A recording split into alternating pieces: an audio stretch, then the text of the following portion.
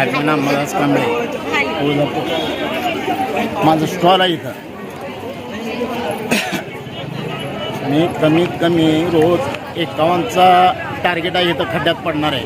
म्हातारी माणसं, तरुण माणसं, तसं तर बघायला गेलं तर 100-60 पडते ते. पण एक 2-3 इथले लोक आले, बघितले, नगरसेवकाला सांगितलं, इथल्या कार्यकर्त्याला सांगितलं, त्याने आत्तापर्यंत त्याची दक्षता घेतलेली नाही. मग हे कसं आहे की जर एखाद्या म्हातारी माणसाचं जर कुबड मोडलं तर हे काय होणार आहे?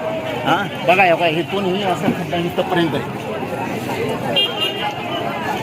ह्याला ठेस लागून पडतंय तेव्हा त्या खड्ड्याला. इथं माणसं पडतेत, इकडे फिरवायचे तुमचा कॅमेरा, तेव्हा इथं पडते मावाळलेले पडसे, इकडे खड्डे आहेत, गाड्या स्लिप होत आहेत. जर समजा एखाद्या माणसाचं जर काय झालं तर त्याला जोखमदार कोण आहे? भाविक आलेले, भाविकाचं नुकसान आहे ना. आणि पडलेल्या लोकांना किंवा म्हाताऱ्या माणसावाला इथले लोकसुद्धा त्या या रिक्षामध्ये प्रवेश करत नाहीत.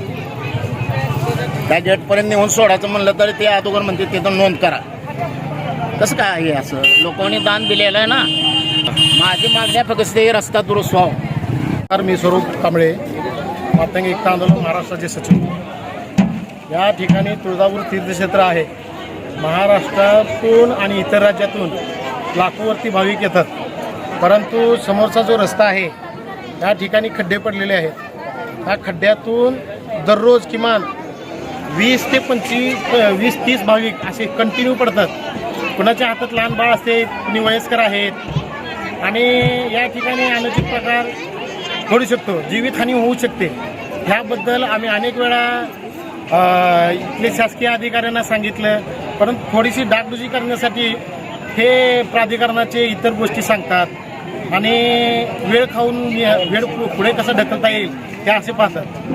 तर हे त्वरित आणि तात्काळ या ठिकाणी समोरचे जे खड्डे आहेत हे भाविकांसाठी व्यवस्थित, सुरक्षित, चांगले रस्ता करून देण्यात यावा, एवढे आमची नगर परिषदेला मागणी आहे.